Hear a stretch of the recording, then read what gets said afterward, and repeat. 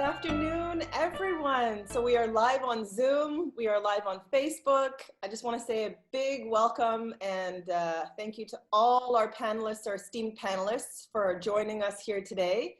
We have a huge event ahead of us. My name is Bianca Mujenyi, and I'm with the Canadian Foreign Policy Institute, which is one of the organizations that's presenting this evening tonight. Before we begin, I want to acknowledge that many of us are gathered here today on Indigenous land. I am speaking to you personally from Montreal, Tiohtià:ke, which is situated on the traditional territory of the Kanien'kehá:ka people, and it's a place that's long been a point of meeting and exchange among many First Nations. So I just want to honor the Kanien'kehá:ka people as the traditional custodians of the land that I'm here on. I also want to thank our co-organizers, Just Peace Advocates, the Canadian Council for Justice and Peace, and the Civic Coalition for Palestinian Rights in Jerusalem. This event simply couldn't have happened without these groups. I also want to extend a huge appreciation to the more than 50 groups. This is a huge portion of civil society that are supporting this event tonight, as well as our media sponsors. And for a full list of the supporting organizations, please check out the chat and more information at Just Peace Advocates website. It's amazing to see such a great turnout this evening, evening in Palestine, afternoon in Montreal, Toronto. Thank you for tuning in. So as I mentioned, we're live streaming to Facebook as well. So if you have any friends that did not manage to get in through the registration process, you can let them know that they can watch this event live at facebook.com/justpeaceadvocatescanada. And the link for that is also in the chat. So tonight we are going to be hearing from Zakaria Odeh, who's the Executive Director of the Civic Coalition for Palestinian Rights in Jerusalem. We'll be hearing from Jonathan Kuttab, international human rights lawyer, as well, and he's also the founder of Al-Haq. We're going to be hearing from Dr. Yousef Al Natshi, who's the Director of the Department of Tourism and Archaeology at al-Haram, al-Sharif in Jerusalem, as well as Azeezah Kanji, who's a legal academic and journalist. So our discussion this evening is about the evictions, home demolitions that we're seeing in Al-Quds, Jerusalem, the demographic changes that we're seeing, and the threats to the Al-Aqsa Mosque, and really the significance of all of this, as well as Canada's role in this. Many of the organizers are based in Canada, and the actions that can be taken by the international community. And you know, we really do want this event to be as participatory as possible, and there really are so many actions that you can take today. So for instance, today's event is also a fundraiser. So please consider donating to the Civic Coalition for Palestinian Rights in Jerusalem, CCPRJ, which provides legal support in defense of the rights of people in Jerusalem. This is very critical at this time, given the evictions and the home demolitions that we're seeing. Donations can be made through Just Peace Advocates. You can see the link is in the chat again, and we'll also be posting that on Facebook. The Civic Coalition for Palestinian Rights in Jerusalem is an NGO that contributes to very effective mobilization and the cooperation of civil society vis-a-vis Israeli policies that have been undermining Palestinian rights, identity, and presence in occupied East Jerusalem. They're doing really incredible, critical work, and they need your support. So you'll be hearing more details about that later in the evening. And there are a number of different ways that you can donate. So details again in the chat. There's also a parliamentary petition for anyone who's living in Canada who can sign on to that. It was just approved by Liberal MP Nathan Erskine-Smith. And among other demands, it's calling on the Canadian government to call on Israel to stop its evictions of the Palestinian families and to take steps that are required to stop Israel's violations of international law. So this action can be taken by anyone living in Canada. There's also an action alert that can be taken both by people living in Canada and internationally. And this action alert is actually quite an incredible tool that allows you to write to all Canadian MPs, as well as Canada's ambassador to the United Nations, Bob Rae, calling on them to condemn the evictions of Palestinian families in East Jerusalem and to demand an end to Israel's violation of international law. So just a little bit of housekeeping as we move forward. The chat is now open. People at home, we're looking very forward to hearing from you. We love exchange of ideas and to hear from you. We just have a very, very basic request that you keep your comments civil. Please, no racist, sexist, or otherwise hateful commentary. This is not welcome. And if you engage in this type of activity, we will have to remove you from the chat and from the event. So thank you for that. So again, my name is Bianca Mageni. I'm here representing the Canadian Foreign Policy Institute, and our role is to challenge unjust foreign policy measures, and we aim to bridge the gap between the perception and reality of Canada's role in the world. You can find out more about the work that we do at foreignpolicy.ca. So alongside Just Peace advocates and others, we ran a campaign urging UN member states to vote no to Canada's bid for United Nations Security Council seat in the spring. And among other issues, Palestine was a major focus of the campaign, and we cited Canada's consistent anti-Palestinian positions. Now, Canada lost its bid, and this loss should be understood as a small victory for Palestinian rights. The Canadian Foreign Policy Institute is participating in this event because there's a long history of Canada contributing to Palestinian dispossession. During World War I, 400 Canadians fought to help the British conquer Palestine. Canadian Supreme Court Justice is considered a lead architect of the anti-Palestinian partition plan, which gave the Zionist movement 55% of historic Palestine, despite owning less than 7% of the land and making up a third of the population. Hundreds of Canadians fought to de-Arabize Palestine in 1947 and 48. When Israel proclaimed Jerusalem its capital in December of 1949, Canada voted against an Australian resolution at the General Assembly calling for Jerusalem to be put under international control. And that passed 38-14. After Israel captured East Jerusalem in the 1967 war, the Security Council called on Israel to drop its plan to annex Jerusalem. The vote was unanimous with the exception of Ottawa and Washington's abstentions. Now this week, coming back to the present, the Trudeau government voted against half a dozen widely supported UN General Assembly resolutions upholding Palestinian rights, including one titled Peaceful Settlement of Question of Palestine that passed 145 in favor and 7 against. The resolution reaffirmed the illegality of Israeli settlement activities and all other unilateral measures aimed at altering the demographic composition, character, and status of the city of Jerusalem. So today, we'll be hearing from our esteemed panelists on the threat to Al-Quds, Jerusalem. It's a very, very timely panel.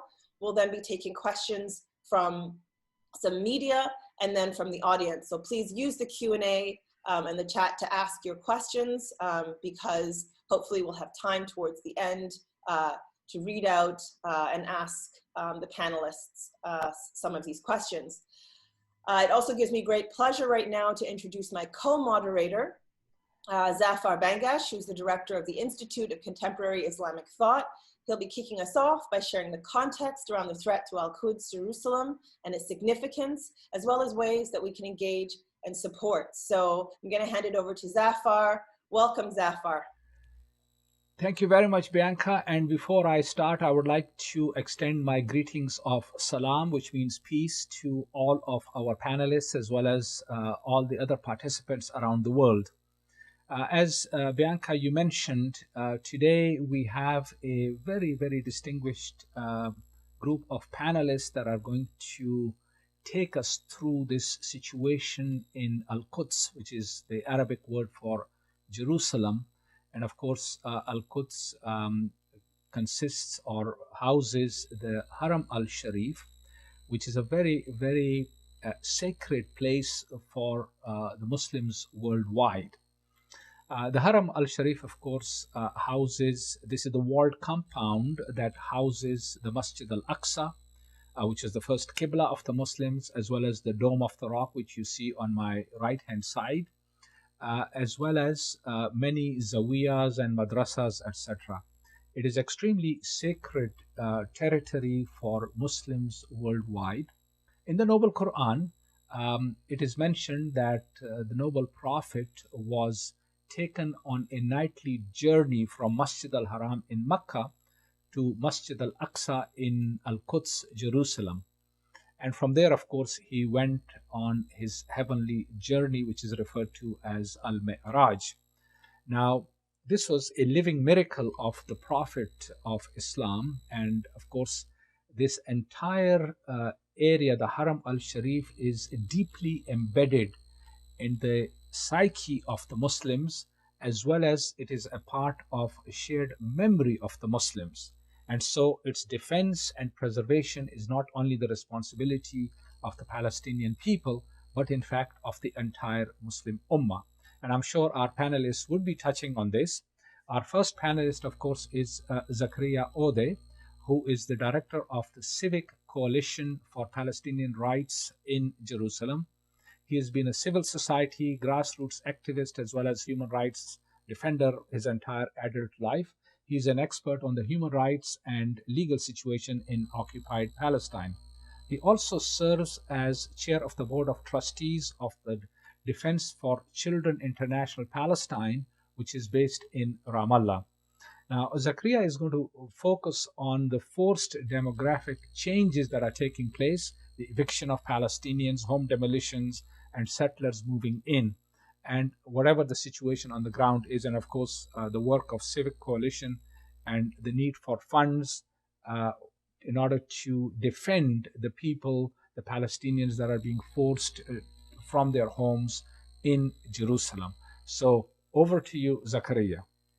First of all, I would like to thank all the organization who really participating in making this success event. I would like to thank Just Peace Advocate and the Canadian Council for Justice and Peace and the Canadian Foreign Policy Institute for all the work they did in order to prepare for this event, which give us the opportunity to talk to you, to communicate with you.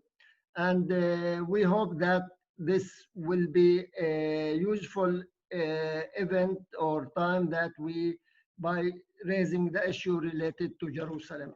In fact, why we talk about Jerusalem? In fact, because sometimes people talk about Jerusalem, sometimes West Bank, sometimes Gaza. In fact, we are talking about Jerusalem because Jerusalem is one of the best example about the Israeli colonial settler apartheid regime that has been going on for over than 72 years, not only 53 years of Israeli occupation, but since the Nakba, since 1948. And Jerusalem, because Jerusalem has been going through a unique, special situation where it has been always one of the focus of the Israeli government's violation against our people, against the Palestinian people. In fact, I would like to start to talk about that with this situation of COVID-19, which has been really affecting globally most countries or all countries, including the Palestine and the Palestinian people. You know, Palestinians have been really affected and suffering of the COVID because this has been affecting the social, economic, and life of the Palestinians.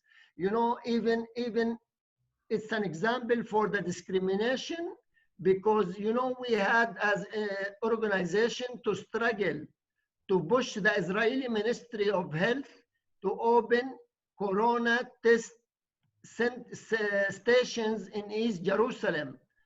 And we had to go to the general attorney, the Israeli general attorney, in order to force the ministry to open a corona test center in occupied East Jerusalem. And then we had as well to go to Bush again to open a test station or centers in the Palestinian neighborhoods behind the wall or outside the wall, but part of Jerusalem. You know, during the corona, the Israeli police and the Israeli government have been preventing any Palestinian local initiative by the people in the neighborhood, like to provide health services or material, to provide food packages or food supply. So they have been arresting the committees in the neighborhood. They have been arresting the activists who are trying to provide support for our people, even during the corona, even during this crisis that all of us we have been going through. Not only that, but even during the corona, during 2020, the Palestinian occupied territories in general and East Jerusalem in particular has been witnessing an escalation and a big increase of the Israeli violations, even more than the previous years. So we have been witnessing too many Israeli plans for expanding settlements, too many violations, too many home demolitions, even more than the year 2019. We used to know, or we used to consider 2019 is the highest, but even this year, during the corona, it has been higher. Of course, all this escalation has been really affected by the Trump administration policy, as our colleague mentioned. You know, we know since Trump came to power, he took some policies, he took some action. Part of it, he declared that Jerusalem is the capital of the state of Israel. He moved the American embassy from Tel Aviv to Jerusalem. As well, he closed the consulate in Jerusalem, which is used to be as for the East Jerusalem. As well, he stopped funding UNRWA. UNRWA is the United Nations Relief Agency, which provides support for the Palestinian refugees. And as well, he stopped funding the Palestinian hospitals in occupied East Jerusalem.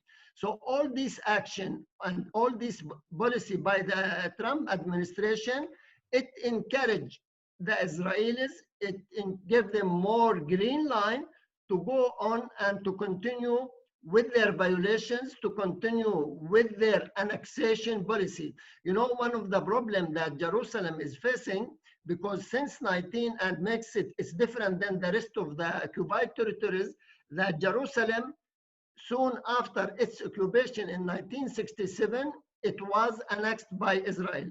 What does that mean? That they put Jerusalem under the Israeli jurisdiction, the Israeli civil law, unlike the rest of the West Bank and Gaza, which has been under the military law or military rule.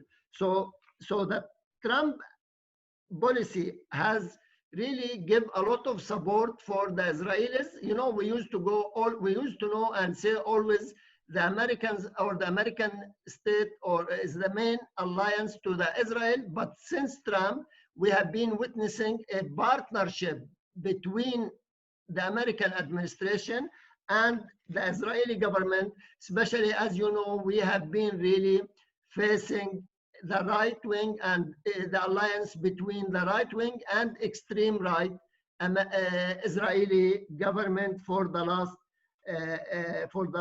years.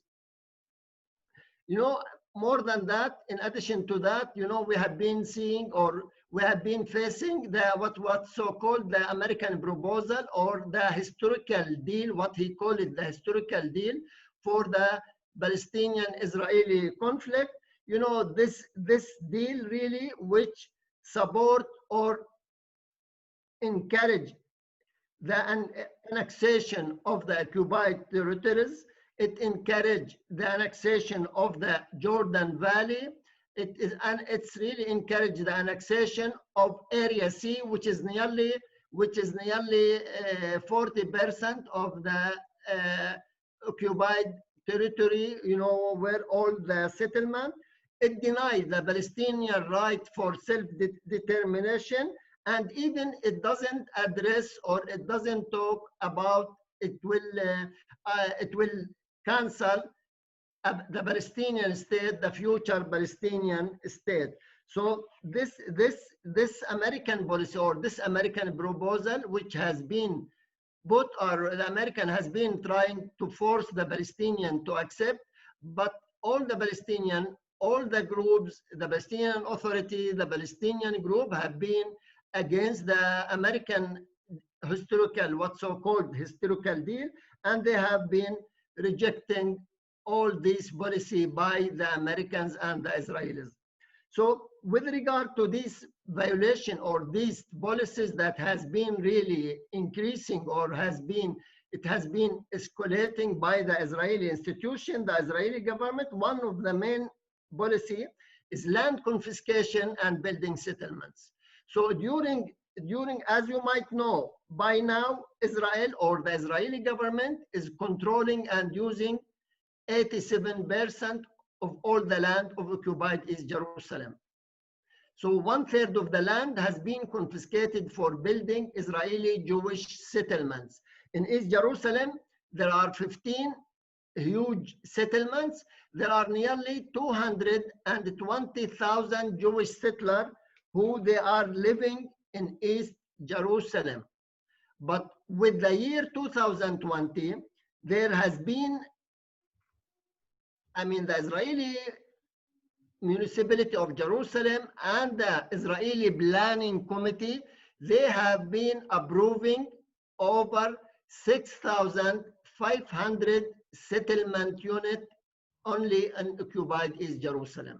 So there has been approving several plans to expand the settlements which are already exist, and some of the plans that they have approved in the Israeli government, in the Israeli planning committee with the municipality of Jerusalem, one of the settlement is called Givat Matos. It's been supposed to be built at Beit Safafa in the north of Jerusalem. This settlement, they are talking now to start with 1,275 housing units for the settlements. It will separate and isolate Jerusalem from Bethlehem, from the north, Bethlehem and Hebron. Another settlement is E1. E1 is a settlement which the plan talks about 3,600 settlements, hotels and shopping centers in the east of Jerusalem. So they have been approving the start of 1,100 units. This settlement will separate Jerusalem from the eastern side of the West Bank, from Jericho, from the Jordan Valley and Jordan. And then there is another settlement which is in the north of Jerusalem. It's called Atarot. It's in the land which used to be like the airport of Jerusalem. That this settlement, the plan is to build 9,000 housing units for the Israeli Jewish groups in this area. By building these 3-4 settlements, they will be surrounding the city of Jerusalem and isolating Jerusalem from the rest of the West Bank and the rest of the occupied territories.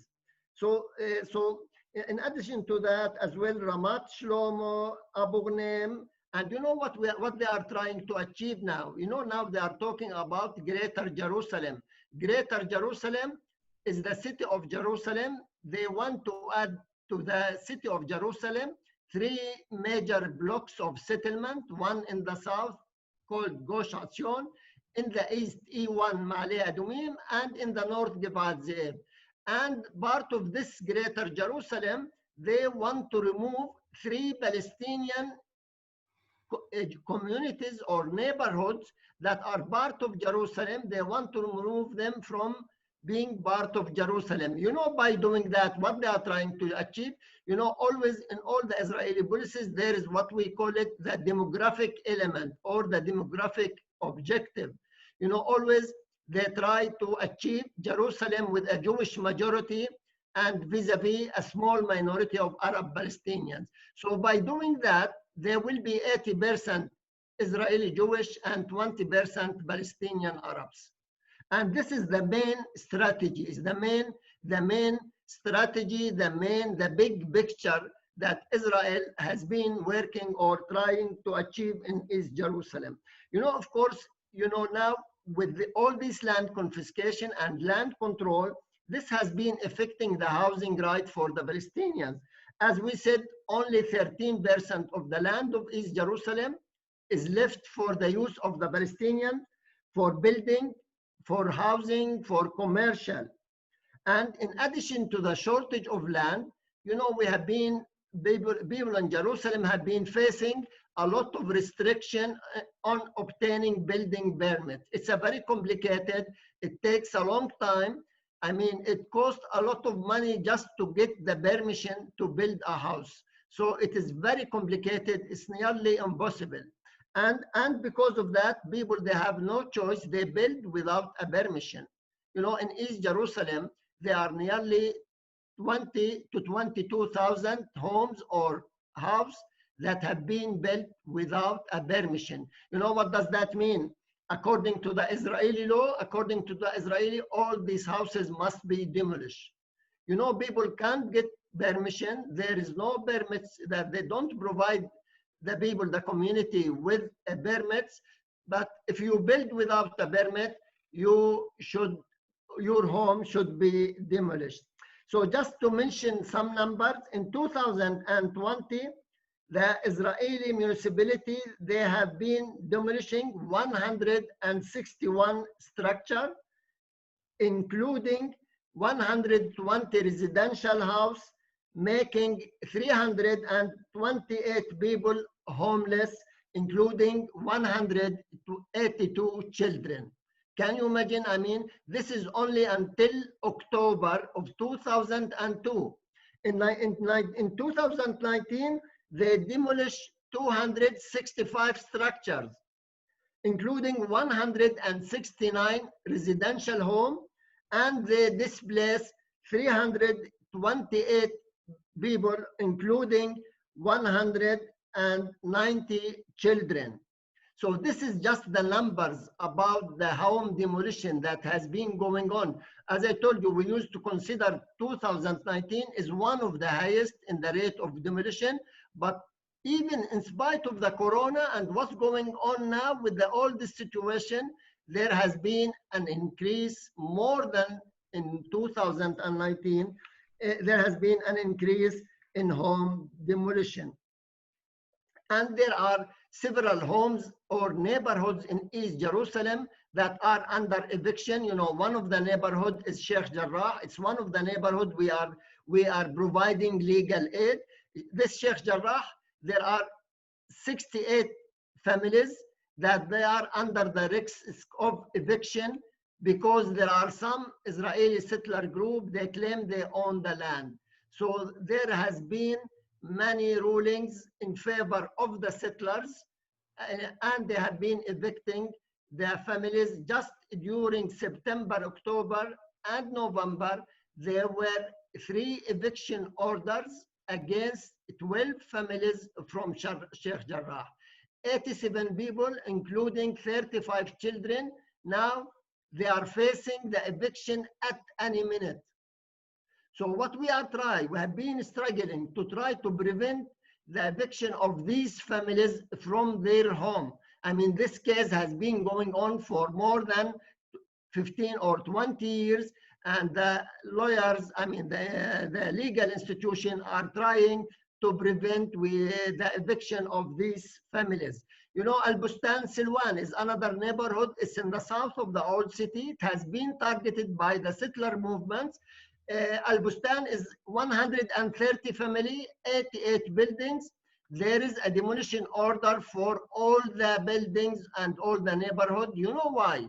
Because there is a plan to build a Talmudic park, because they believe that King David was walking on this area. So they want to make 130 family homeless because they think or they believe that King David was walking or was tooling in this area. In Silwan only, there are 5 neighborhoods either under eviction or under demolition. So you can imagine all these policies that are really targeting the Palestinians and trying to displace them and to force them to leave their homes and the neighborhood where they live. I mean, housing, land confiscation, home demolition, as well as the residency right has been targeted or affected by the Palestinians. You know, by now, you know, one of the policies the Israelis are using is revoking the Palestinian residency in East Jerusalem. They have been putting a lot of conditions, a lot of restriction where they can revoke your residency. And if you travel more than 6 years, even if you come back every year to Jerusalem, if you get any residency or citizenship from any other country, you lose your residency.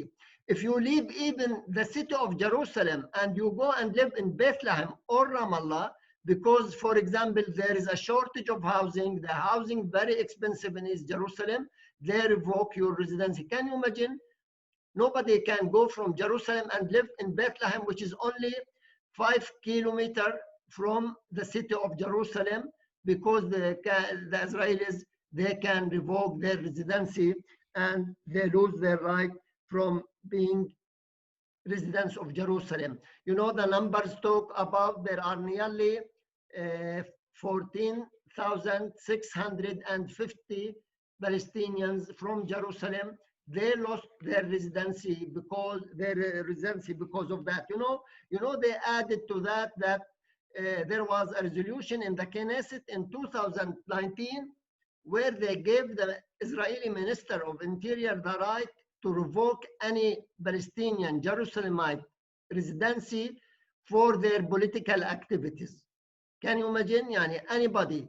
Now, with this law, it was approved in March 2018. Any Palestinian in East Jerusalem, they involved in any activities, you know, they called it, of course, what they call it, terrorist activities, they lose their residency and the minister has the right to revoke their residency. Can you imagine all these oppression, all these suppression laws? I mean, the Israeli government are using the laws to achieve their political objectives and goals. So the legal system in Israel, although we use the Israeli legal system trying to stop or prevent these policies or these plans, but always the legal system is supporting the Israeli government, is supporting the policy of the Israeli government. It's not, unfortunately, it's not a neutral system where one can go to in order to seek justice. The last thing is education. You know, education has been targeted by the Israelis since the first day of the Israeli occupation. You know, Israel all the time, they try to control the education system. They have been preventing Palestinians from building schools the same as they are preventing us or restricting our right to build homes. Because of that, according to statistics, there is a shortage of 2,020 classrooms for Palestinian students in East Jerusalem. And you know what they have been doing during the last 7-8 years? They have been trying to change the curriculum, the textbook that we are using. You know, they have been trying to impose an Israeli curriculum on the Palestinian school in occupied East Jerusalem. You know, in this textbook, they don't, if you go through the textbook from grade 1 to 12, you will never find the term Palestinian people at all. Even they don't recognize us as a people. They talk about the Jewish history, they talk about the Israeli leaders, they talk about the Israeli, what they call it, the 67 war, the War of Independence, or the 48, they talk about the Israeli settlement, but they never talk about the Palestinians, because they know very well by targeting the education, they are targeting the Palestinian national identity. You know, they are changing the school textbook, they are changing the names of the neighborhoods, they are changing the names of the street to replace them with a Jewish Israeli names. This is part of occupying the mentality, the thinking, the national identity.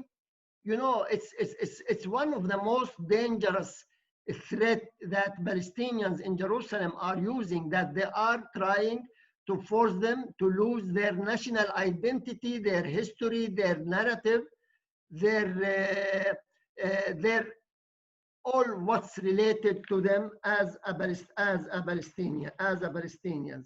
So with all these, I'm sure I have been long, with all these violations, what we do as a coalition, the coalition was established in 2005. We monitor all the Israeli plans, policies, laws that are implemented in occupied East Jerusalem. And we go further. We do awareness raising for our community. We try to empower the local communities in their neighborhoods. We try to support them, to provide for them support in order to resist and challenge the Israeli occupation. The second thing we do, we have a team of lawyers where we go and challenge the Israeli plans. We challenge, as I told you, we challenge the general public cases. We go to the court to try to challenge them, to stop the eviction, to stop their demolition of their homes, to stop revoking residency. You know, we try to help in trying to allow people to access to Jerusalem, you know, because as you might know, Jerusalem now is completely surrounded by military checkpoint and by the separation or wall, the separation wall which was built around Jerusalem. So it is like a big prison.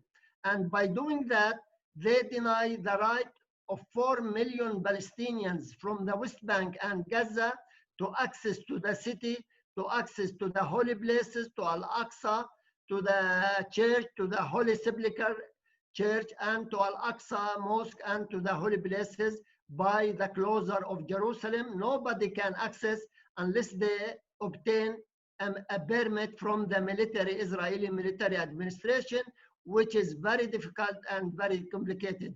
Can you imagine settlers who are coming from Europe, from Canada, from the US? They have the right to stay in Jerusalem more than the people who they have been living for years, their ancestors, their grandparents, their grandparents for hundreds of years. They have been living in Jerusalem. Though those people, the Palestinians, are really denying their right to live in their city. So we provide legal aid to stop this and change the Israeli policies.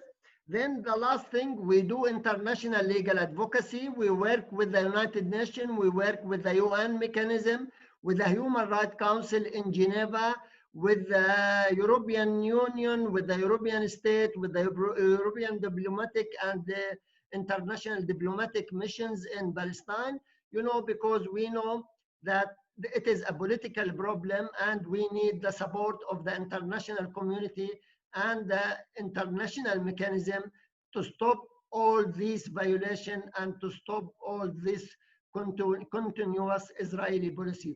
You know, all these policies that Israel is doing, it has one main goal and aim.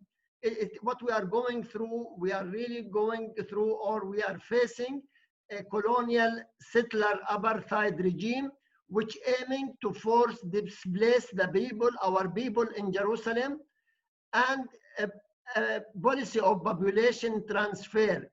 It is an ethnic cleansing policy that Palestinians in Jerusalem in particular, and Palestinians in all Palestine are facing through, by, or in the hand of the Israeli government.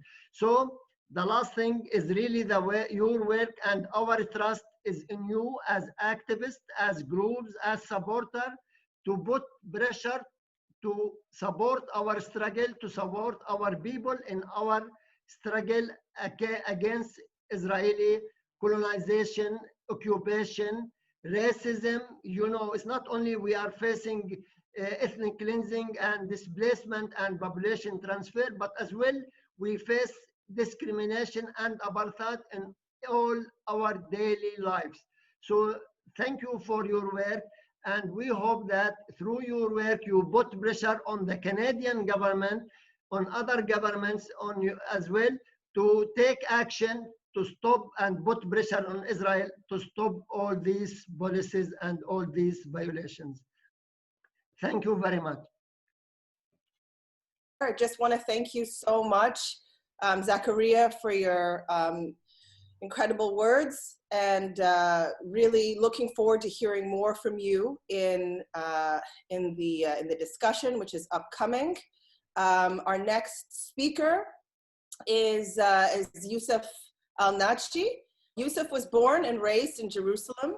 Dr. Natshi received his PhD from the University of London School of Oriental and African Studies, SOAS, in 1997, specializing in Ottoman architecture. Subsequently, he was appointed director of the prestigious Department of Tourism and Archaeology at the al-Haram, al-Sharif in Jerusalem. He serves as a lecturer at Al-Quds University, supervising numerous master's theses. Dr. Natshi is an active council member of many Palestinian societies focused on architectural heritage in Jerusalem. In this capacity, he frequently serves as a consultant for projects related to Jerusalem.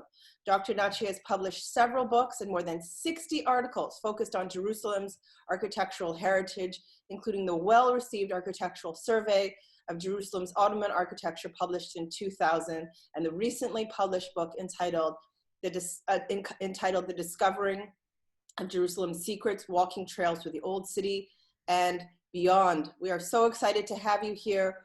Welcome, Yousef. Thank you very much for such an introduction. I am so pleased I will be with you.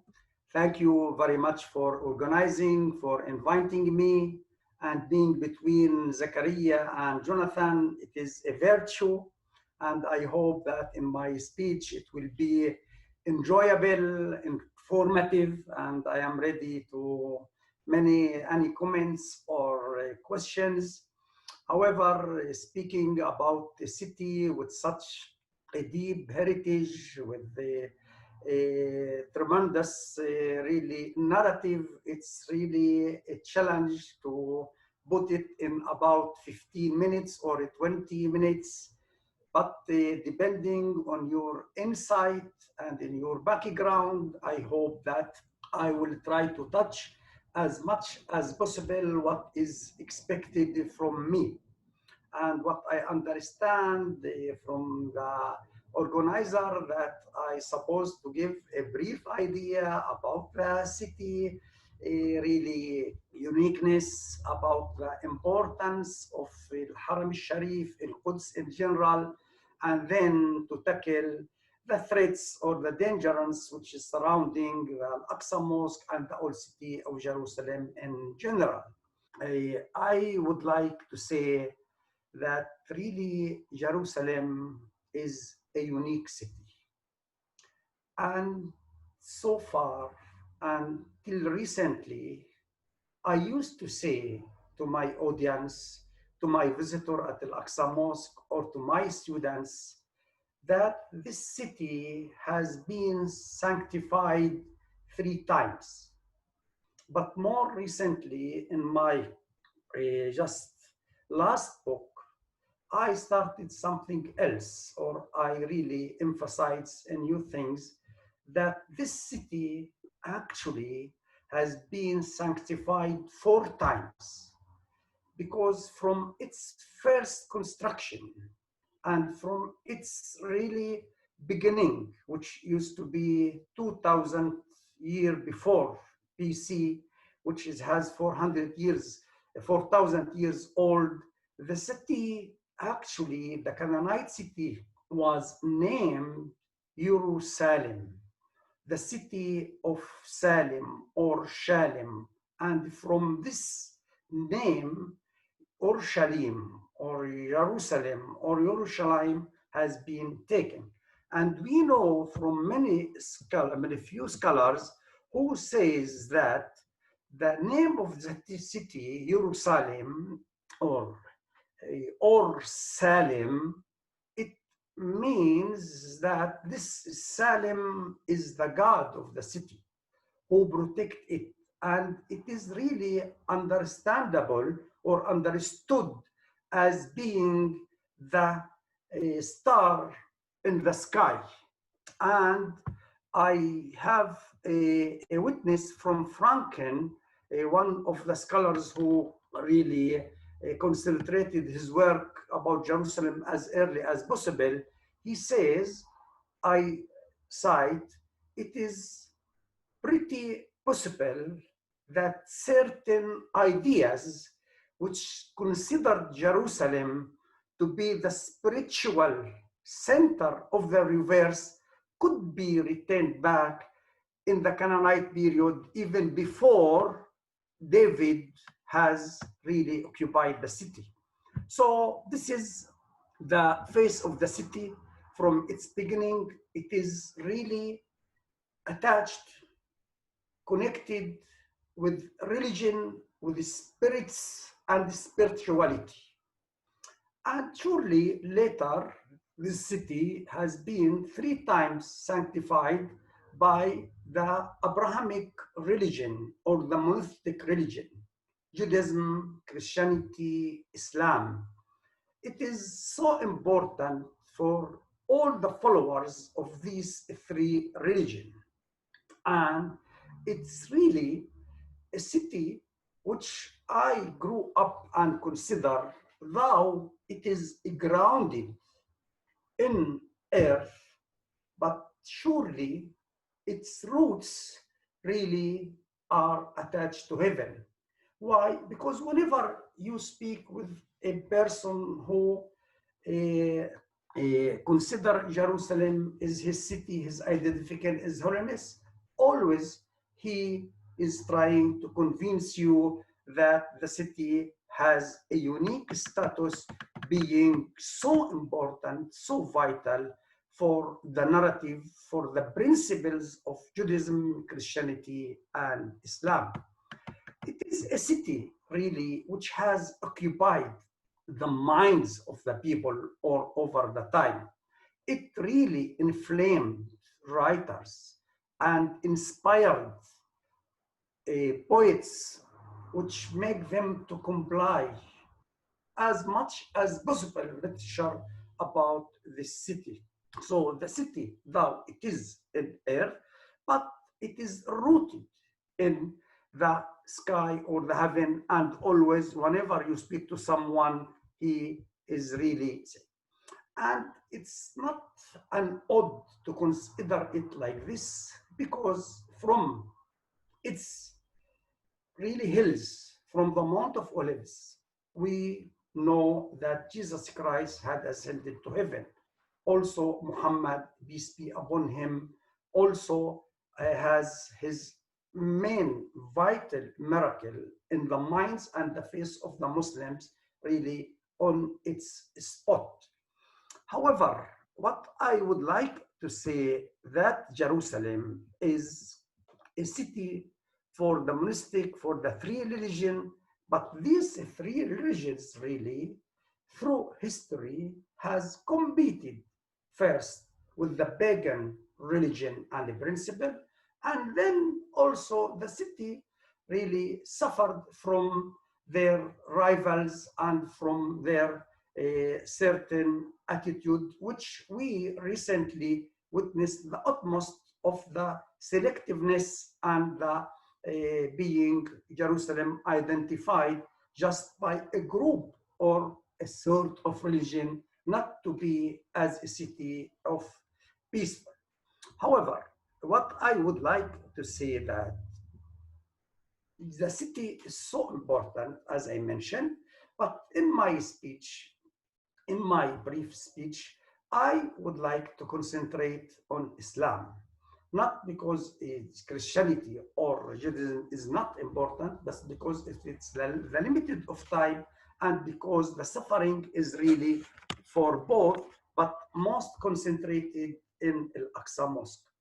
Al-Haram al-Sharif, Al-Aqsa Mosque, which is the name giving to that spot and that place, is so important for Muslims. For Islam, for Muslims, Jerusalem is so important.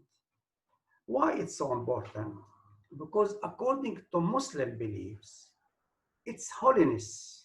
It's not that a group of people who agreed among themselves that it is a holy site. No, according to the understanding of the Muslim, it is God which mentioned in the Quran that it is a blessed site, and it has been, thank you for that, blessed. And you can see in just the horizon here, where is the narrow, this is the old city of Jerusalem, and this is the Damascus Gate, which receives the people who are approaching the city from the north, and an architecture which is really a mixture between Roman Hadrian and Sultan Suleiman the Magnificent, which really reflects the development and the historic development and the historical architecture of the city. So for Muslims, it is Allah who blessed the Al-Aqsa Mosque. And also, as Zafar said in the introduction, it is so important because the only physical miracle of Prophet Muhammad took place in the city of Jerusalem in the Al-Aqsa Mosque. And if the time allows, surely this miracle is so important for Muslims, not because it is something which needs superpower to be fulfilled to be as a miracle, but the implication and the circumstances which surrounded Jerusalem and the miracle is so important in Islam. And Muslims keep saying that God could make the ascension of Muhammad from any spot. So why Jerusalem was chosen? And the answer is so easy, because Islam considers Jerusalem is a city of the Prophet, a city of David, a city of Solomon, a city of Jesus Christ. And Islam consider themselves Muslim as a continuation of such things. And you have to remember that Prophet Muhammad used to pray in Mecca, but never ever being practicing prayer 5 times a day. In Jerusalem, in the ascension, in the miracle, at that time, God, according to understanding of Islam, asked Muslims, asked Prophet Muhammad to ask Muslims to pray 5 times daily. So it has really many implications, this. So the night journey is so important. And what I would like to emphasize with you also, that when Muslims took Jerusalem, they are so proud. Palestinians, Arabs, Muslims all over the world keep reiterating that contrary to many conquerors who took Jerusalem with the bloodshed, with siege, with the prisoner, Muslims and Islam took the city peacefully, took the city according to a peace agreement, the Accord of Umar, which also Arab Christians are so proud about it, and they keep really pointing to it as coexistence, as an integral part of the Holy Land of the city. In addition to that, also Jerusalem used to be the first Qibla. And Qibla is so important in Islam because it is an essential part of any Muslim prayer. You have to make sure that your direction is really good. And also, in addition to that, Muslims keep saying that when they took Jerusalem, they never ever destructing a standing building. They just came to a spot which is so important for them, commemorating the night journey, and it used to be vacant without any major or minor architectural project on the Haram al-Sharif.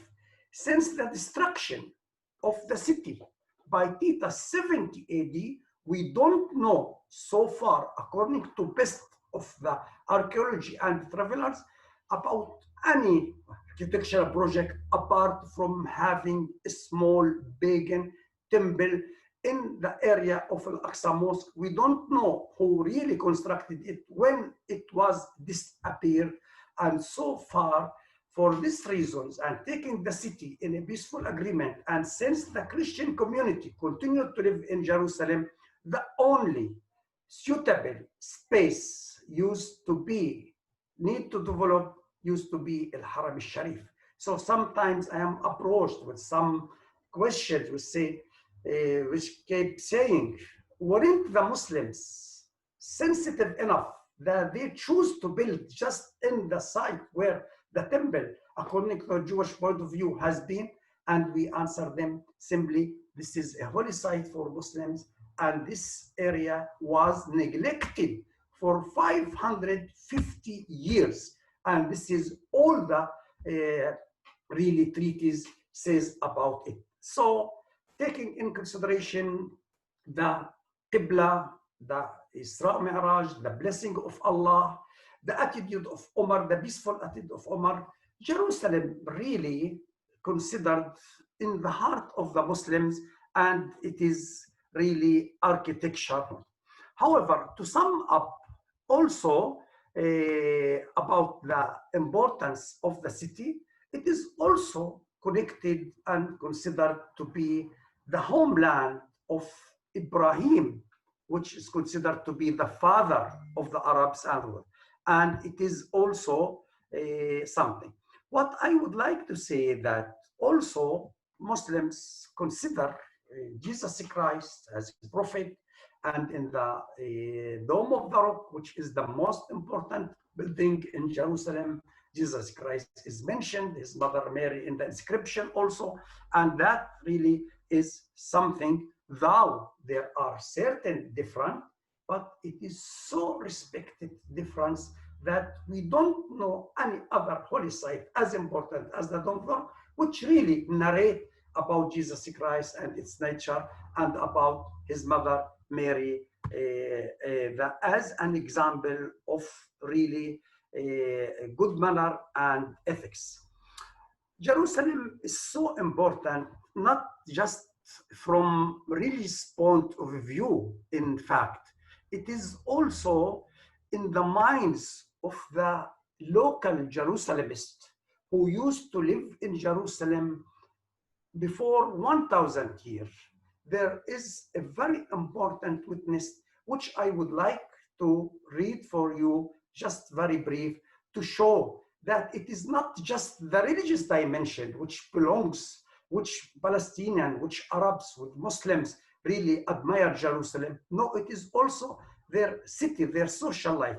One of the best authors in Islamic geography is a Jerusalemite.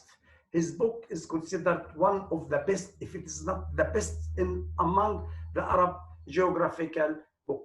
He said, Al-Maqdisi, which means, one day I was among selected scholars and consul with elected just Yahya ibn Bahram in Basra. And we should know Basra used to be one of the best places for scholars and for culture and for discussions. And Egypt was mentioned, till I was asked which country was greater. I said, ours. They asked which is tastier. I said, ours. They asked which is better. I said, ours. They asked which has more bounty. I said, ours. They asked which is bigger. I said, ours. Members of council were surprised, but told me that I am an educated man and have said unacceptable things. Then Al-Maqdisi continued to prove that all what he have said, it is really in the character of Jerusalem. And just the answer, the bigger, he said, Makkah, Medina, all the universe will come to Jerusalem at the day of judgment, because this is a belief which is shared by Christian, Judaism, and Islam, but it is really emphasized in Islam. So this is more or less actually gives us an idea about Jerusalem and its really Al-Aqsa Mosque, its churches, its small allies, its small streets. Jerusalem Al-Aqsa Mosque for Muslims, foreign Arabs, it has a different meanings. Really, one of the men really believes that it is an identification. It is something that you are proud when you are really identified to Jerusalem and its. Now, I would like to tackle with certain threats or harassment or difficulties which really faces Jerusalem, the old city in general, the Al-Aqsa Mosque, all the holy sites. And speaking just on the Al-Aqsa Mosque, it doesn't mean that the churches, the other heritage is not under threat. Just 2 days ago, we witnessed a sad, really event, incident when a fanatic Jewish person tried to put a roast fire in one of the most important churches of Jerusalem outside of the old city, the Church of Gethsemane, the Church of all the nations at that time. And we have a series of events really which both churches, clergymen has suffered a lot. So, and also the Christian Muslims committee, they keep documenting such an attacks or harassment or really threats about these things. Anyone could really follow the every month they issued a report. So for us, Jerusalem in general, Al-Aqsa Mosque in particular, is really in a prison. Zakaria mentioned the big prison, and I would like to mention the small prison. It is Al-Aqsa Mosque, which is constitute 1/3 of the 1/6 of the old city of Jerusalem. Whenever you are approaching the mosque from any of its 11 gates, you will face with cameras, you will face with an heavy escorted policemen, police border, secrets. And the moment you are approaching that, you have to show your identity, you have to be answer the question, so you will lose your spirit. It is a mosque, it is not a place which you will be integrated and you will be losing the moment of prayer, which you are going really to concentrate and you are going to visit to perform a prayer or to enjoy an architecture or so it's a hindering of the access. And we really suffer from what the Israeli security between two practice policies, which when he allow access to Al-Aqsa Mosque according to age and aging. If you are 45 years, according to their estimation, you are allowed. If you are less, you are not allowed. So if you are accompanying your brother or your daughter or your son, maybe you will be allowed, he will not be allowed. This is in a Friday prayer. One of the most important challenges and the practices which Al-Aqsa Mosque has witnessed in the last 10 years really, and it's augmenting in every month and in every week. I am not exaggerating. It is the endless effort of the Israeli police authority to change the status quo, which revealed the fragile status quo, which revealed in Al-Aqsa Mosque from 1967 up to 2000. And we have endless examples about what this, all of this in order to end that Al-Aqsa Mosque, it will be just a facade for the Arabs and the Muslim, and it will be really controlled totally by the Israeli police. You can't imagine, you can't comprehend. I challenge you that some odd behavior of the police towards the Awqaf administration, towards the Muslims, towards the royal custodian of King Abdullah, towards Al-Aqsa Mosque. Even we are not allowed to change an oil lamp or to fix a tap of water without the approval of the police, without the hindering. Even just 2 weeks ago, the commander of the police approached Mr. Azzam al-Khatib, and he threatened him, saying that not a cup of water will be allowed to enter Al-Aqsa Mosque. Imagine the hindering of the maintenance project, the restoration projects, how we are allowed to make access for our material. This is a vivid site. This is a living site. This is something spiritual. People are there. And so it needs constant maintenance, and anything which will take really a week, it takes months from us. And they are really pressing the Awqaf administration to the extent that really we keep complaining, we keep our patient, because our main task, our main mission, our belief that we should really maintain the peace in Al-Aqsa Mosque, in the Holy Land. And we believe that holy sites, which means a lot of the people in their beliefs, in their mental life, should not be a matter of challenging or to be politicized for that things. So just giving you an example about visiting. Brother Yousef? Yes. Brother Yousef, yes, I think we are running out of time. So if you could please Okay, wrap up give in me a 1 minute. minute and I will sum up. Jazakallah. Thank you. Okay, thank you. So it is the provocation, the ideological visits. Awqaf administration, we are not against anyone to visit, provided that he will behave as he will do in any holy site all over the world, to show respect, not to come with a message of destructing Al-Aqsa Mosque, moving it to Saudi Arabia, and to build the third temple. And they are coming for not showing or being identified with the area.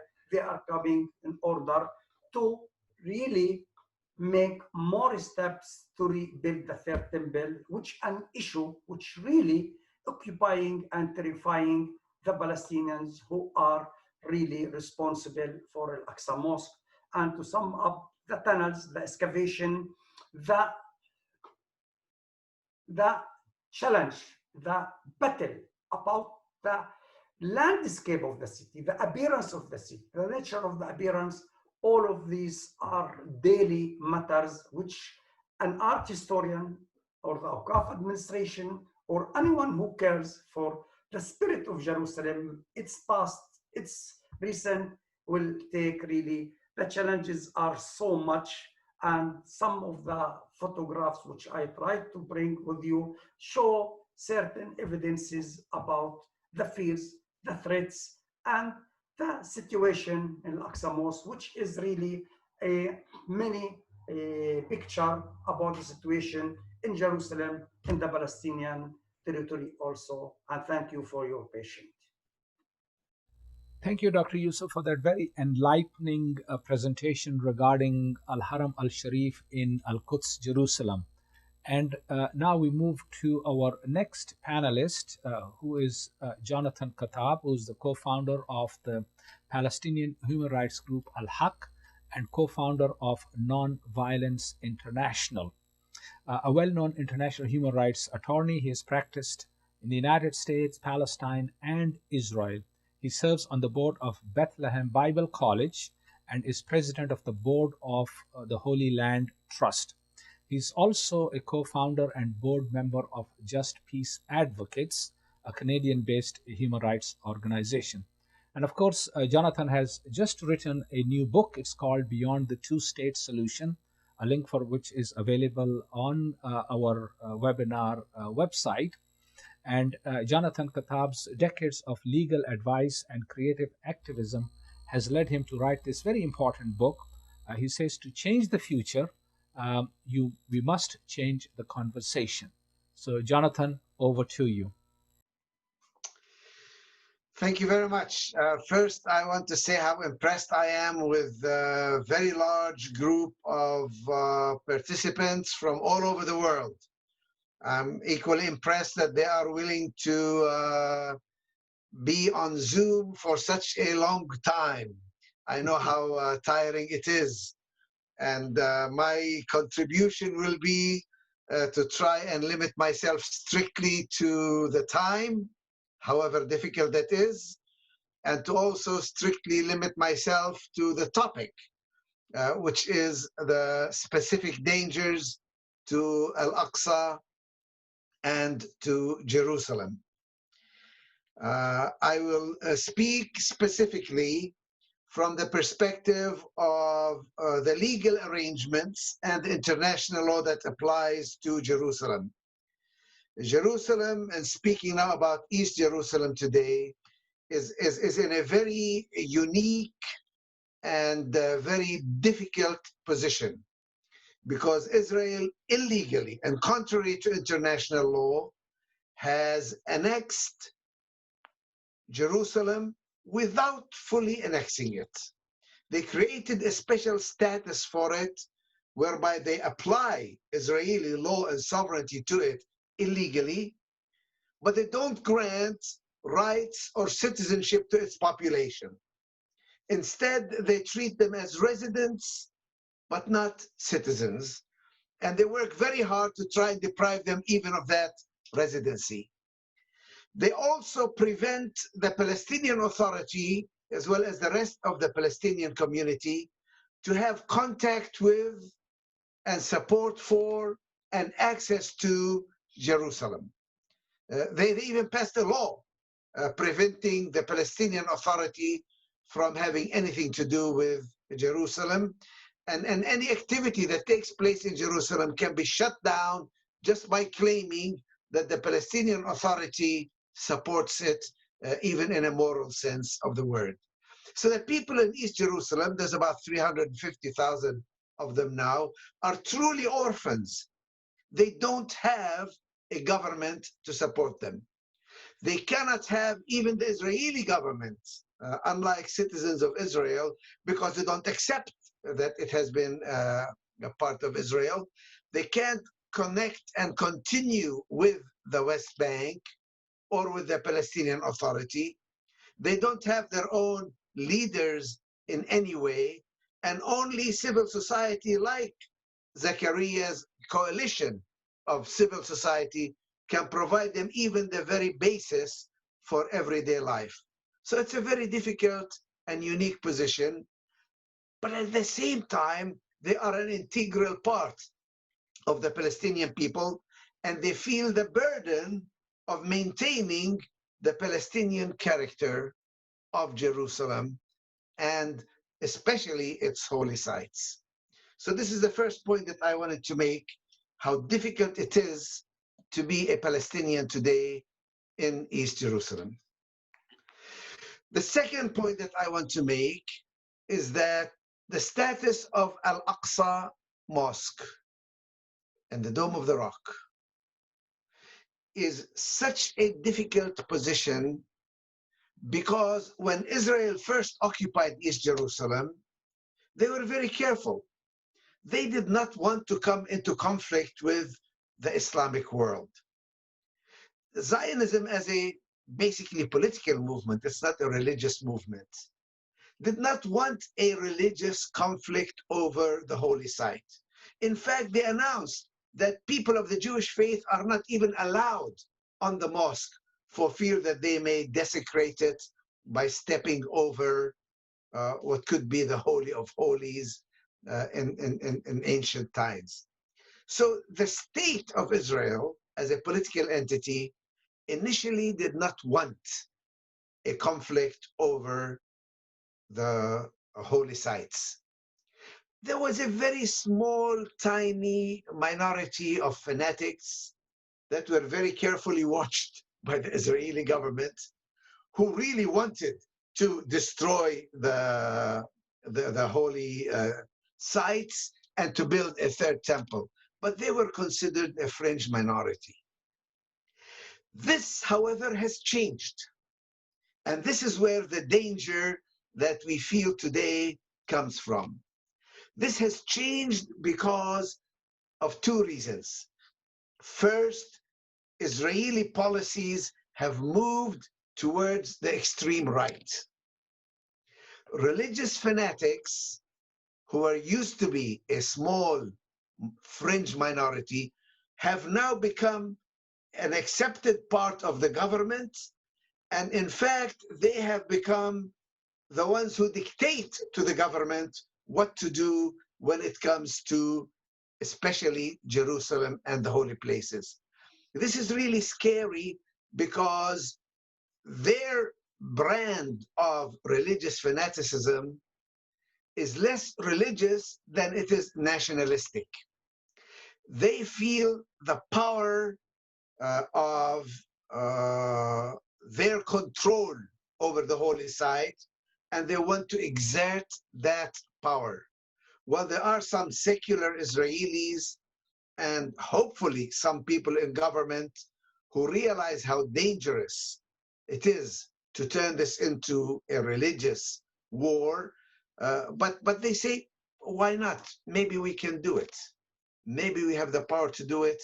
Why shouldn't we do it? So you see, on the one hand, a tremendous shift to the right wing that creates a real danger. But there's also another element, which is the weakness of the Arab and the Muslim world, as well as the international community.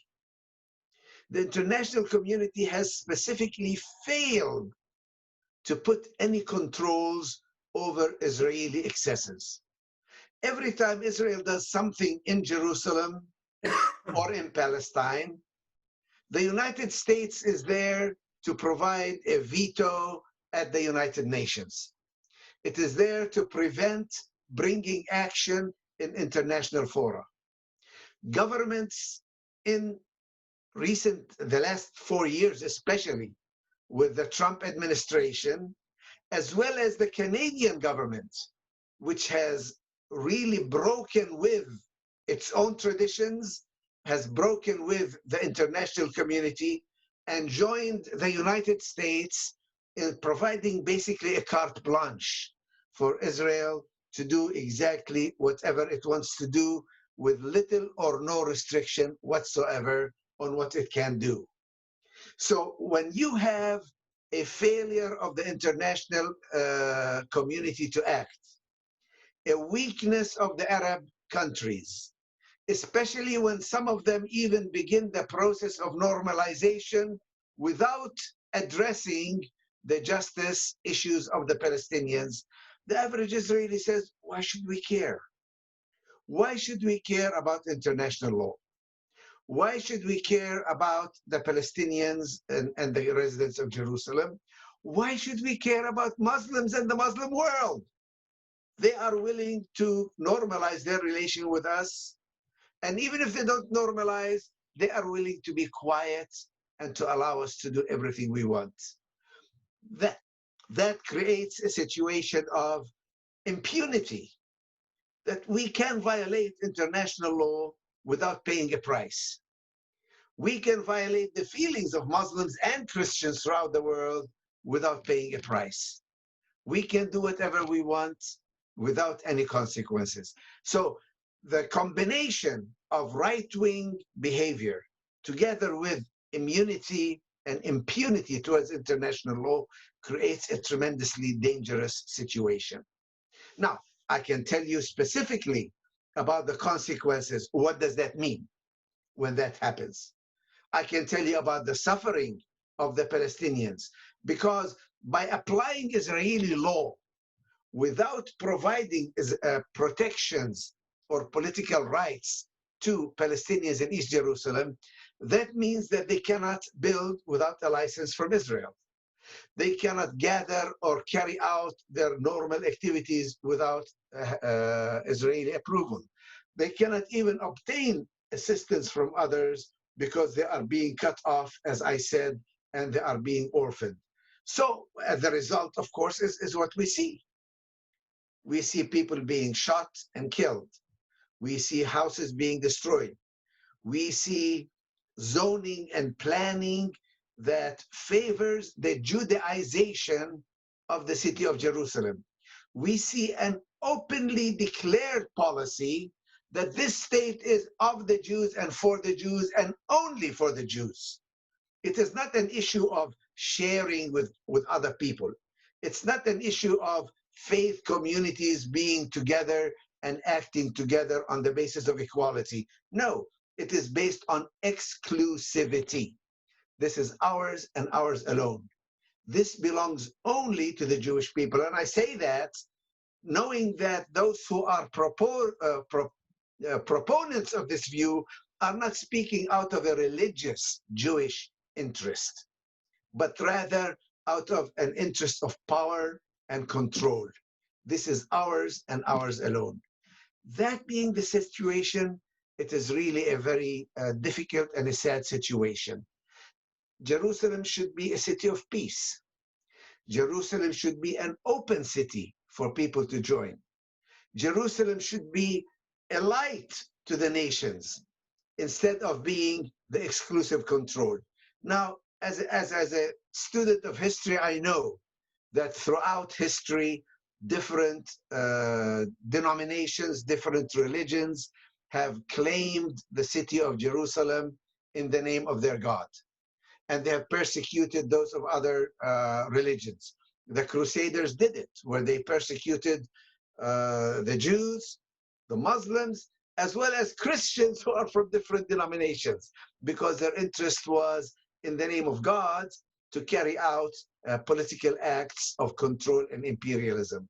Now, there is a very fragile situation that exists in Jerusalem that was codified in the past century under a document called the Status Quo Arrangement that tried very carefully to determine which denomination and which religion has which rights over which sites.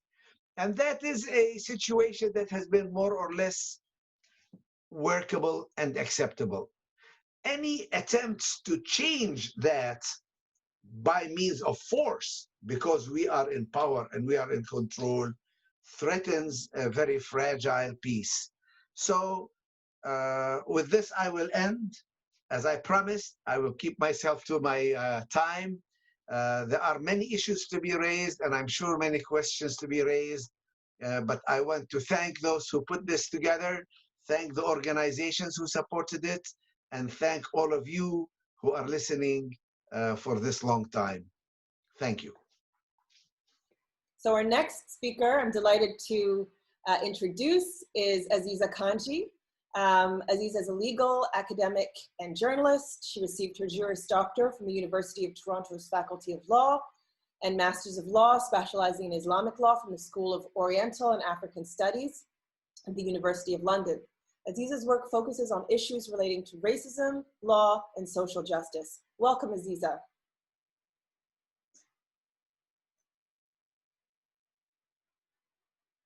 Thank you.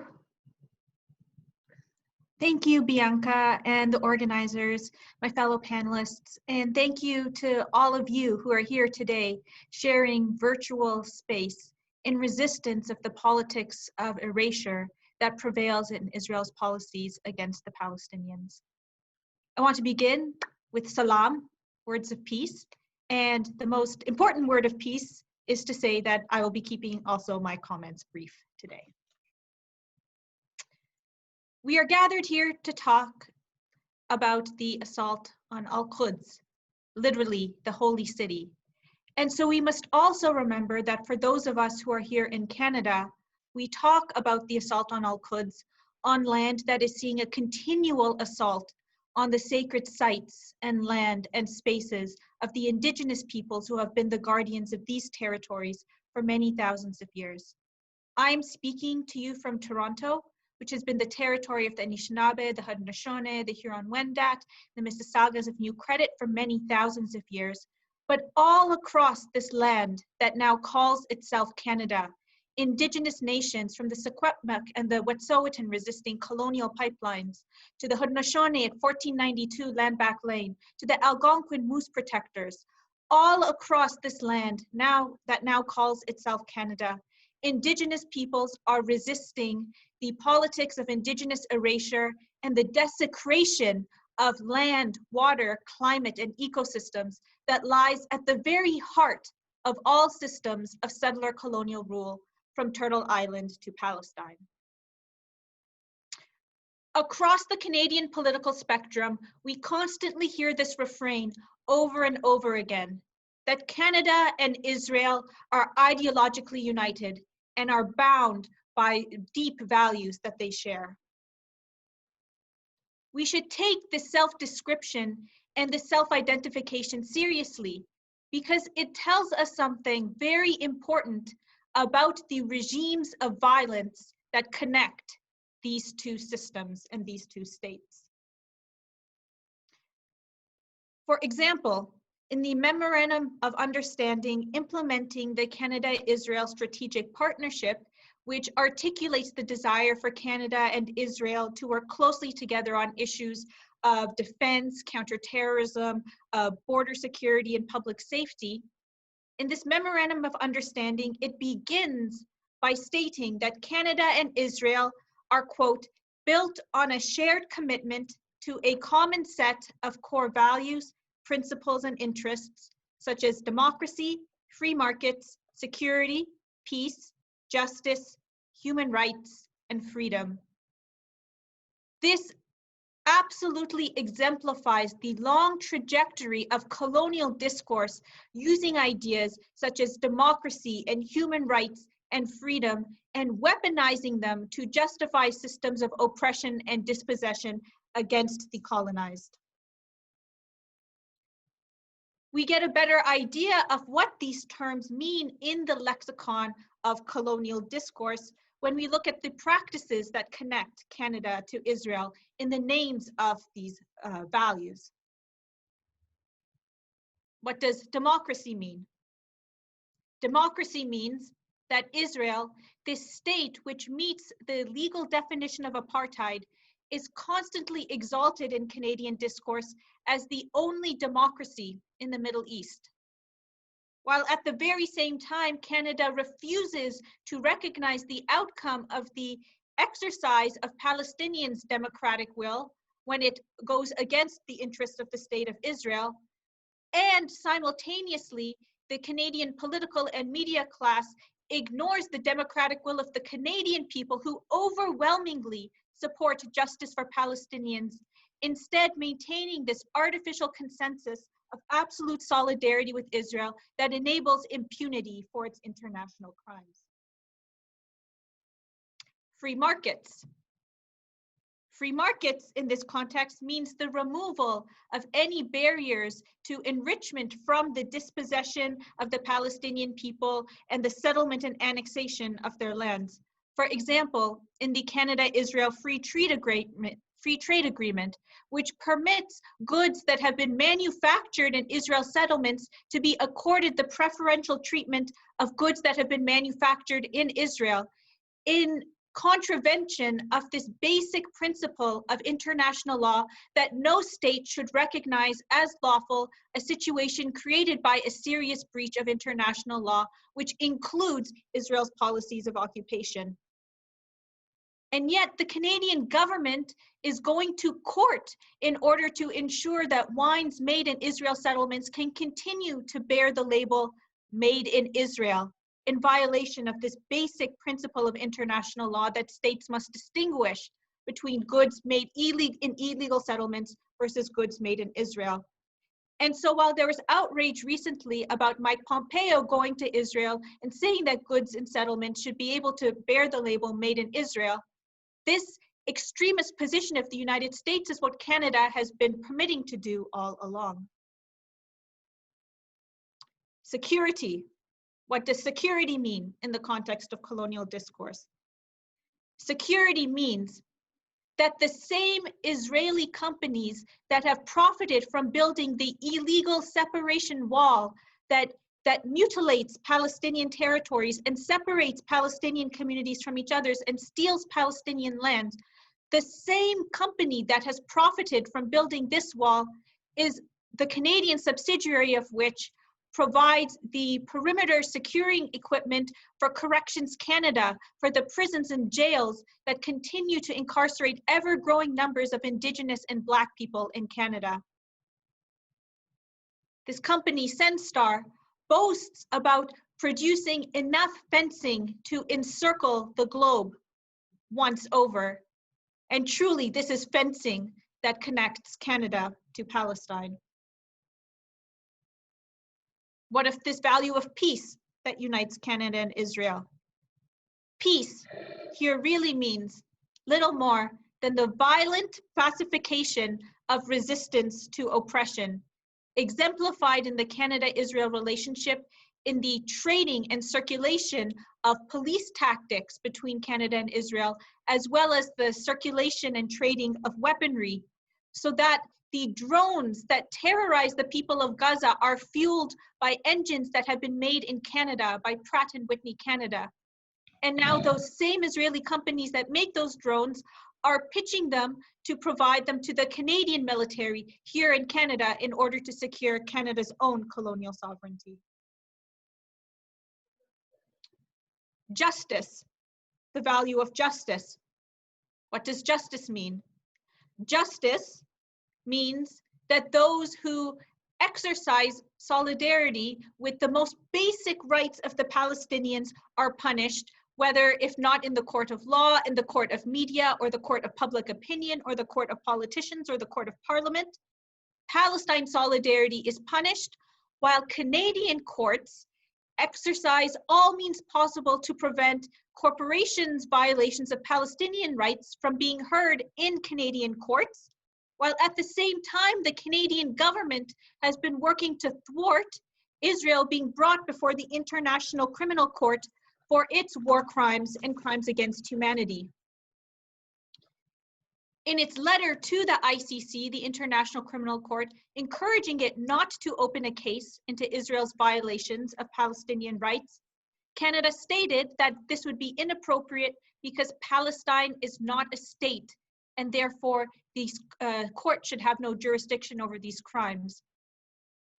Perversely, we see how the very source of the ongoing violence and injustice against the Palestinians, the denial of their self-determination, is cited by Canada, a colonial state, in order to justify Palestinians not having access to the institutions of justice.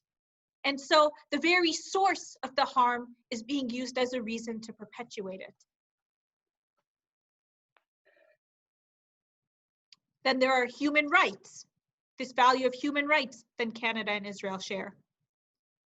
Human rights, in Canada's vision, looks like Canada continuing to vote time and time again against UN resolutions that are upholding the most basic rights of the Palestinian people, rights that are supposedly reflected in Canada's own foreign policy, its own official policy on Israel-Palestine, and yet which Canada continues to deny in contravention and opposition to the overwhelming majority of the international community. The novelist Arundhati Roy warned that human rights was becoming an impoverished version of justice. So that, for example, we talk about justice for Americans, but just human rights for Afghans. But in the context of Palestine, we see how even talking about the most basic human rights for Palestinians has become impermissible. So that advocacy for things that are recognized as the floor of what people are entitled to in international law, the right to self-determination, the right to equality, the right for refugees to return, are advocating for these most basic things is represented as not only off the table, but is denounced as being anti-Semitic. And so when we're talking about defending human rights, what has really been defended is what the academics Nev Gordon and Nicola Perugini refer to as Israel's human right to dominate, Israel's manipulation of human rights norms to justify their ongoing dispossession and domination of the Palestinian people.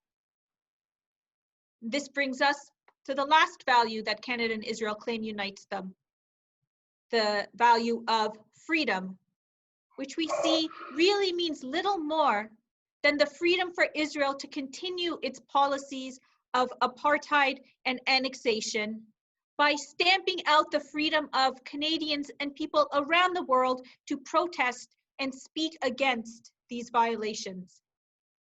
We are seeing this in Canada right now, and around the world with the institutionalization of the International Holocaust Remembrance Alliance definition of anti-Semitism, which conflates criticisms of Zionism with anti-Semitism. In Ontario, we just had the Ford government circumvent the legislative process to introduce the IRA definition, this problematic definition, by order in council. We have also seen the appointment of Erwin Kotler, one of the foremost proponents for the IRA definition, as Canada's special envoy on anti-Semitism. Erwin Kotler has also been deeply involved in the campaign to have social media platforms such as Facebook and Zoom adopt the IRA definition as their operating policy. And so what we are seeing is the spread of silencing of discourse about Palestine, and the silencing goes so deep that we are not only silenced about talking about the violations, but we are silenced even about talking about the silencing. There is a meta-silencing, a secondary level of silencing, so that while Zoom has canceled events on Palestine, it has then also gone on to cancel events talking about those cancellations. It is not only silencing, but meta-silencing. From Canada, we often talk about Palestine as an issue of foreign policy, but in actuality, it pertains to issues that lie right at the heart, right at the home of our ability to exercise these basic rights of freedom of expression, of assembly, of advocacy for justice. Al-Aqsa may literally mean the farthest, but justice for indigenous peoples and for Palestinians is actually the nearest, the closest thing to us, as close as the words on our tongue, as the desire for justice in our hearts, and the land beneath our feet. And so it is our work, the work that we must continue to engage in against all of the barriers that have been erected against it.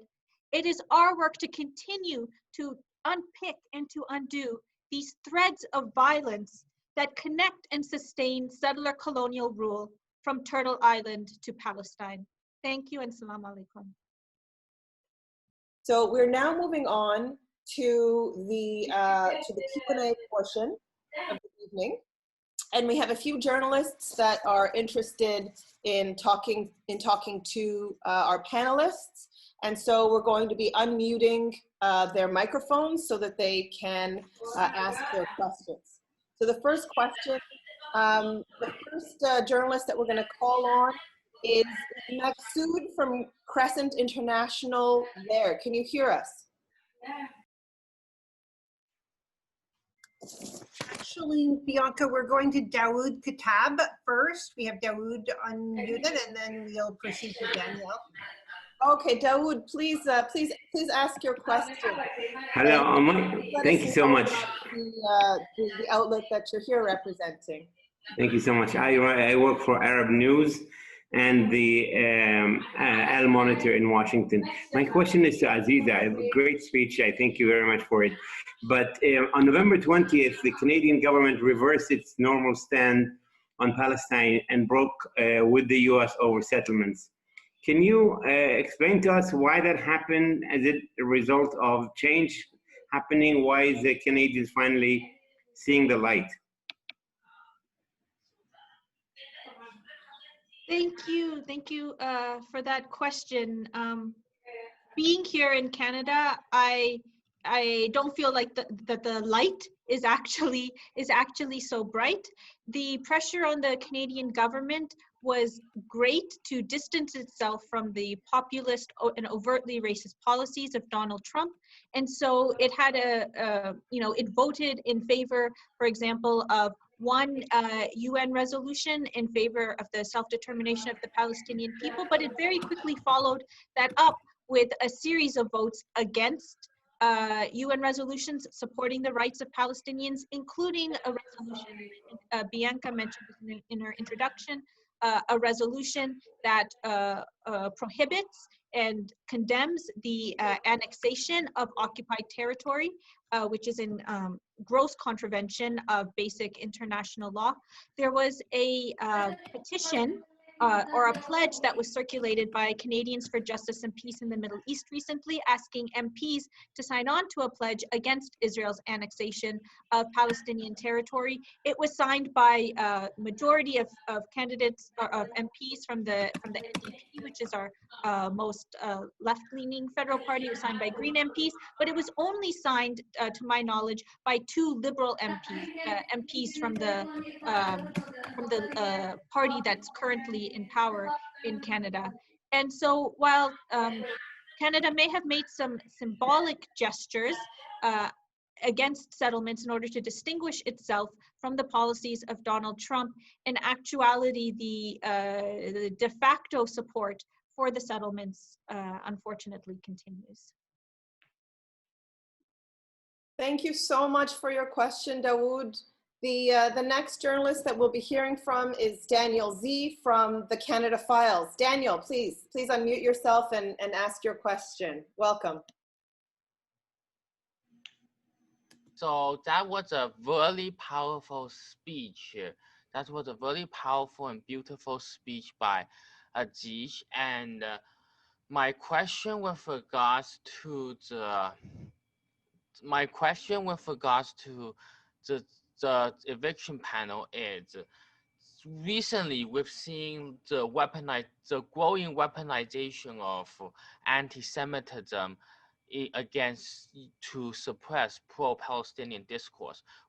As we see this in Ontario with the adaptation of the IHRA definition, and it looks like the federal government will be looking to move forward to trying to apply this on a national scale with the appointment of Irvin Kotler to enforce the IHRA definition. So my question is this is obviously against the will of the majority of the Canadian people. I've done articles on the CJPME and the Independent Jewish Voices surveys that show plurality, never mind, the overwhelming majority of Canadians strongly disagree with the government's position on Israel. They want Israel to be treated as any other human rights violator and any other human who carry out these atrocities around the world, and they distrust the IHRA definition, and they think that Palestinian human rights must not just be fought for, but must also be expanded on and improved. Obviously, the Canadian government is going to suppress this as hard as possible. So what do you think are some ways in we at Canada could fight back against these efforts by the Canadian government to maintain settler colonialism in Israel, not just through maintaining the diplomatic ties, but quite literally launching an all-out assault on Canadian society until the discourse to be critical of Israel is shut up and locked away?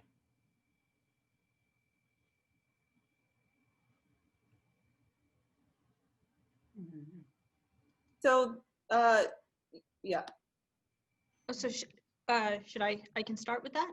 Yeah, please go ahead, and if anyone else wants to join in, they can do so. First of all, thank you. That's such an important question, Daniel. I want to start by emphasizing that this weaponization of anti-Semitism that we see in order to suppress solidarity with Palestinians really betrays a very selective vision and concern with anti-Semitism, because as we're seeing around the world, the resurgence of overtly anti-Semitic, neo-Nazi, far-right parties, which in many cases have been the very same parties that have been pushing hardest for measures to suppress and punish and subjugate the BDS moment, we have to recognize that this is an extremely cynical and opportunistic invocation of anti-racism and anti-Semitism in order to thwart and stamp down on anti-racism activism against Israel's settler colonial project. In Canada, we have seen successes in the community pushbacks against the institutionalization of the IHRA definition. Several city councils which had put forward motions to adopt IRA, those motions failed because of activism from on the ground. And I want to acknowledge the tremendous work of independent Jewish voices in leading the on-the-ground resistance to the IRA definition. They have excellent resources on their website and through their No IRA campaign. And so at the municipal level, we've seen how citizens and people's resistance has been effective in pushing back against the IRA definition. At the provincial level, we assume that one of the reasons why Ford went the route of introducing the IRA definition through an order in council rather than through the legislative process was because there was so much resistance and because people were signing up to deputize against the IRA legislation in the process. And so instead of continuing to engage with that process, they circumvented it by introducing it through executive order. And so in some ways that's also, it's extremely disturbing, but it's also a sign of the power of resistance in order to shut off certain avenues for adopting the IRA definition. In general, I think we have the resistance of our political class to citizens' opinions and desire to hold Israel to account for its violations of international law and its injustices against the Palestinians. The resistance to our political class to heeding the opinions of Canadians on this is a sign of weaknesses in our democracy as a whole. Its capture by corporate and other interests. In a variety of other areas, we also see how the Canadian government is continuing to be complicit with regimes and systems that are extremely oppressive, from India's oppression in Kashmir, for example. And so I think that the bigger task for all of us is to push back against, for example, draconian counterterrorism laws that are, and other forms of corporate capture of democracy that really make it difficult for our opinions as the people who are subject to the power of the Canadian government to affect its policies. Thank you, Azeezah. Our next journalist question. Oh, sorry. Is there anyone else that wants to respond to that actually before we move on? Please go ahead, Jonathan.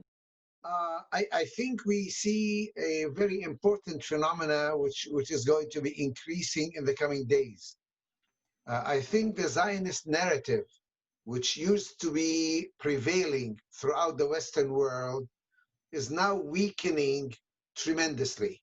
In Europe, it's basically they've lost the fight for the narrative among the population, among the intellectuals, and among portions of the press. So instead, they concentrate on the top 1%. They concentrate on those who are in power. They concentrate on the governments rather than on the people. They've lost the battle on the public relations at the popular level. And so they want to push it now up to those who are in control. That is why this definition, the IHRA definition, is so important, because they want to say, look, it's the law. We've established that that's what the law is. This is anti-Semitism. So they can continue to suppress any advocacy on behalf of the Palestinians as being anti-Semitic. They know it's not anti-Semitic. And they know that the population doesn't accept that. But if they can form that as the standard so that the courts and the government and those who are in power can enforce it, then they can silence Palestinian advocacy. Thank you. Is there anyone else who'd like to answer the question before we move on to our next journalist? Okay, so we'll now be hearing from Maksud at Crescent International. Maksud, are you there? Hello, yes, I can hear you. Can you hear me? Yes, loud and clear. So my question would be mainly addressed to Dr. Jonathan Kuttab, and the question is, how has the so-called normalization of relations between the UAE, Bahrain with Israel affected the Palestinian struggle for fundamental rights? Well, actually, this is a continuation of my previous comment. The people in Bahrain and the people in Saudi Arabia and the people in the UAE and the people in the Arab world continue to be overwhelmingly supportive of the Palestinian people and their rights. But again, Israel doesn't, if they can get the leaders, if they can get those who are at the top to negotiate and to deal with them, they can ignore the masses of the population, which is why the Palestinian cause is becoming, once again, the cause of the masses, the cause of the people, the cause of basically a decent and in this fashion, I am very much pleased that even among Jewish people in the West, in Canada and in the United States, particularly the young people, you find a lot of support for the Palestinians, because the issue is not the issue of religious confrontation with Judaism.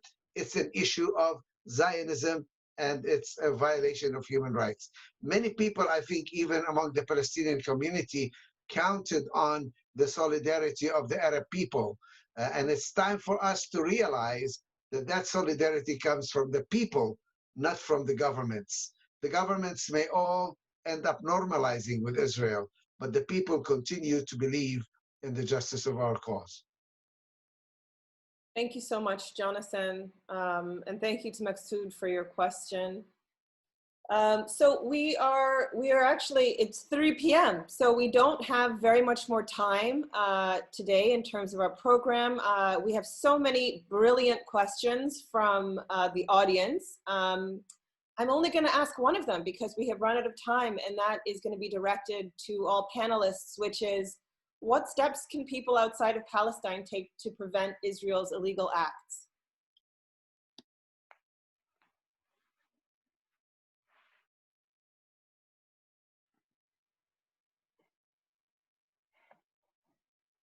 Jonathan, yes, please. I can start. I think that there are very concrete steps that you can take. In your countries, particularly in Canada, I would think that BDS, support for BDS is a very important step. Support for civil society in Jerusalem. Zakaria Odeh. I mean, this event is also a fundraising event. And I hope you look at the chat box and donate to some of these organizations that are doing important work. Support for the human rights agenda, Just Peace advocates and others who are working for human rights, education, information. Ultimately, solidarity is an act of people against those who are in power. And this is what we want to ask people to continue to support.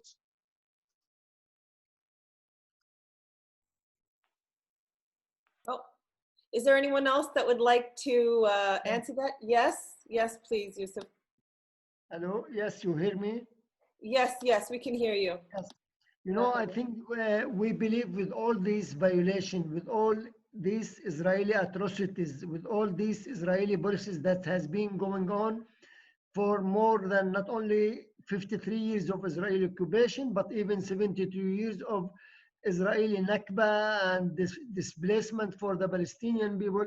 I think Israel will not continue to do what it has been doing if they can see a strong, serious position by the international community. I think Israel will not, I think Israel has been punitive and has been, I mean, they feel that there is no serious objection or rejection to all these policies that have been implementing on Palestine in general and in East Jerusalem in particular. So I think the solidarity work, your work, the solidarity work, your support, the Canadian organization, other organization, your pressure, your advocacy onto the Canadian government is really very important. You know, when you talk about anti-Semitic, you know, this is not a new thing. You know that recently, I think Trump administration was putting a resolution to the Congress to consider BDS as anti-Semitic. So, and I think, as Jonathan said, I think Israel, because they are exposed, they are losing internationally, especially in Europe, because it's not anymore, you know, with the new technology, social media, it's very easy to spread the word, to talk about all these policies. So I think it's very important that all your work, that you put a lot of pressure on the Canadian government, on the UN international agencies, in order to try to stop. You know, it's not only Israel accountable, even international. The Canadian government is accountable, the US administration is accountable, the European governments are really accountable for what's going on in the occupied territories, because it's their duty, because they are signatory to all these international agreement at the United Nations level. It's their duty. Not only that, it's not enough that they are not committed these crimes, but it's their duty to stop Israel from committing all these crimes. Thank you. Thank you, Zakaria. Azeezah? No, I think as Canadians, we often think of Canada as intervening in these situations from a position of benevolence, that we ourselves aren't implicated in the violence, but we're extending a charitable hand to help those who are oppressed and refugees. But nothing could be further from the truth. As Jonathan and the other panelists have pointed out, all systems of atrocity that are permitted to persist do so through the complicity and the collaboration with the entire international community, and Canada is fundamentally a part of that. And so we see in Canada that organizations like the Jewish National Fund, responsible for papering over ethnically cleansed Palestinian villages and planting forests and trees to cover up the scene of the crime, these organizations have charitable status in Canada. We see that recruitment for the Israel Defense Forces is permitted to continue to occur in Canada in violation of Canada's own domestic law that prohibits recruitment for foreign armies on Canadian soil. And so when we think about what we can do as Canadians in solidarity with the Palestinian people, I think it's very important that we start from a position, not that we are extending a hand to help the Palestinians, but rather that we are cleansing the blood of our own hands that soaks our own hands from the oppression of the Palestinians. And because, as Zakaria has said, this is not simply a question of Israel's international legal obligations, but it is also a question of Canada's legal obligations and the legal obligations of all members of the international community. Thank you. Thank you so much, Azeezah, for that powerful statement. I hope that a lot of us living here in so-called Canada can reflect on that and take action. So before we close out, I'm going to be passing over to Zafar for a minute to say a few words before we conclude. Zafar. Thank you, Bianca, for those wonderful concluding remarks. And I'm also going to join her in thanking all of our panelists, Zakaria Odeh, Dr. Yousef Al Natshi, Jonathan Kuttab, and of course our very own Azeezah Kanji right here in Toronto for their wonderful and informative presentations, and I'm sure that our viewers have enjoyed them thoroughly. I'd also like to thank all of the people that were working in the background: Karen Rodman, Michaela Levis, Mahmoud Naqvi, Imran Khan, as well as Maqsood, who was helping with Facebook, etc.